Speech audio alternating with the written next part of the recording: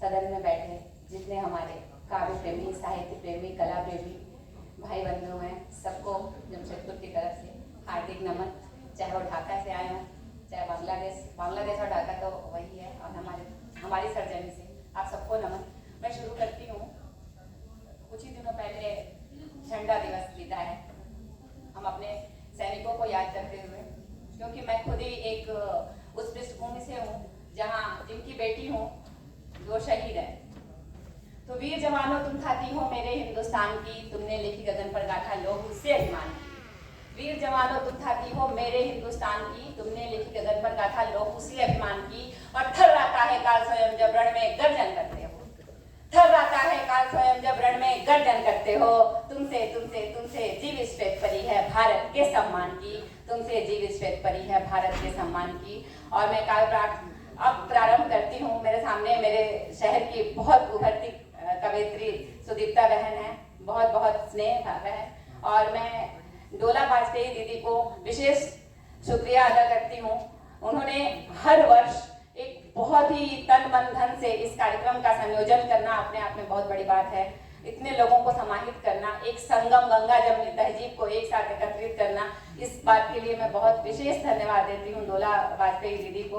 और मैं उनके लिए एक मुक्तक पढ़ना चाहती हूँ कि ऐसे ही कोई दिल का मेहमान नहीं होता, ऐसे ही कोई दिल का मेहमान नहीं होता, दुनिया की निगाहों का अरमान नहीं होता। ऐसे ही कोई दिल का मेहमान नहीं होता, दुनिया की निगाहों का अरमान नहीं होता।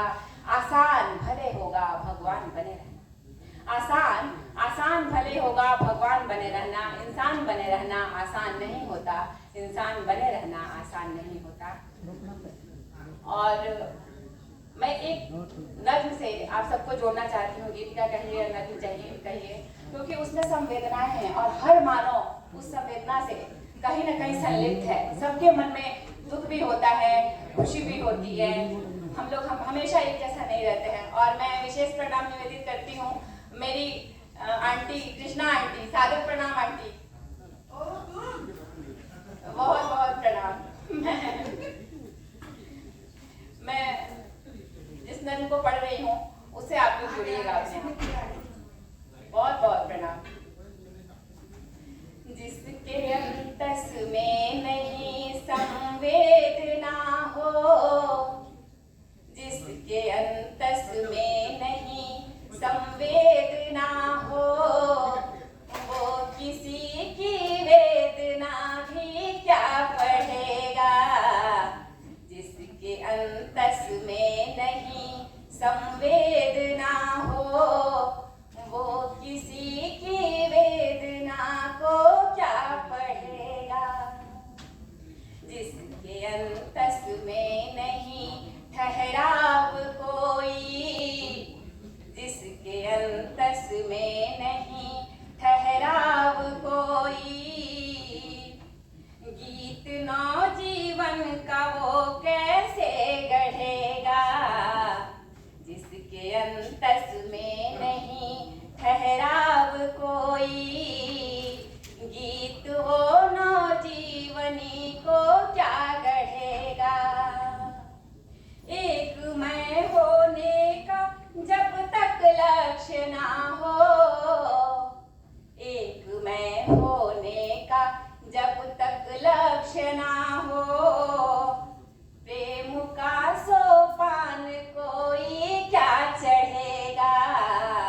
एक मैं होने का जब तक लक्ष्य ना हो, प्रेम का सोपान कोई क्या चढ़ेगा। जिसके अंतस में नहीं संवेदना हो, झूठ की जो मुख जुगाली कर रहा हो, झूठ की जो मुख जुगाली कर रहा हो, सत्य का वो मुख पहाड़ा क्या पढ़ेगा। सत्य का वो मुख पहाड़ा क्या पढ़ेगा। जिसके अंतस में नहीं संवेदना हो, कीर्ति यश सम्मान ये सब चंचला है। कभी अभिमान अपमान नहीं करना चाहिए।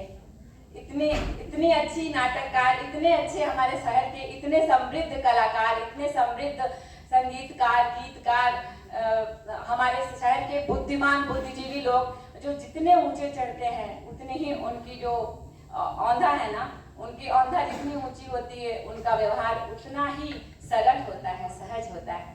इसलिए हमें अपने व्यवहार को, अपनी आदतों को हमेशा सहज सरल रखना चाहिए। देखिएगा, कीर्ति यश सम्मान ये सब चंचला है, कीर्ति यश सम्मान ये सब चंचला है, रंग धन का एक दिन फीका पड़ेगा, रंग धन का एक दिन फीका पड़ेगा, जिसके अंतस में नहीं संवेदना हो, वो किसी की वेदना को क्या पढ़ेगा। और चलते चलते एक मुक्तक, यहाँ जितनी नारियों की उपस्थिति है उतने ही पुरुषों की, कि राधा मीरा लक्ष्मीबाई यह वैदेही की जननी है, राधा मीरा लक्ष्मीबाई यह वैदेही की जननी है, अर्जुन कृष्णा बलदाऊ की यह वीर प्रसूता धरनी है, और भारत माता की जय बोलो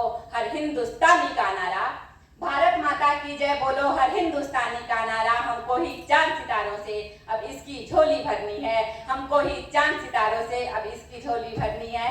जय हिंद, जय भारत। बहुत बहुत शुक्रिया।